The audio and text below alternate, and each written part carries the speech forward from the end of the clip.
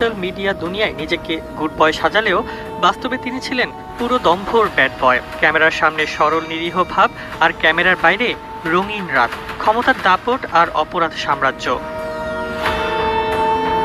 অভিযোগ আছে বাবার টিভি চ্যানেলের ক্ষমতা আর প্রভাবশালী নেতাদের ছত্রছায়ায় আফ্রিদি গড়ে তোলেন ভয়ঙ্কর এক সিন্ডিকেট। ব্ল্যাকমেইল, নারী কেলেঙ্কারি, মাদক ব্যবসা, দখলবাজি থেকে শুরু করে গুম খুন অপরাধের তালিকা যেন অন্তহীন। এই চক্রকে ভুক্তভোগীরা নাম দিয়েছেন গিভ অ্যান্ড টেক সিন্ডিকেট।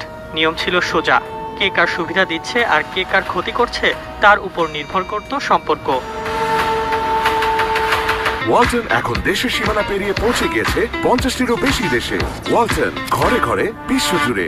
তদন্তে জানা যায় অন্তত অর্ধশত তরুণীকে জোরপূর্বক অনৈতিক কাজে বাধ্য করেছেন আফ্রিদি। প্রতিশ্রুতি দিতেন বিয়ে কিংবা মডেল বানানোর, শেষ পর্যন্ত সবই পরিণত হতো প্রতারণা আর নির্যাতন।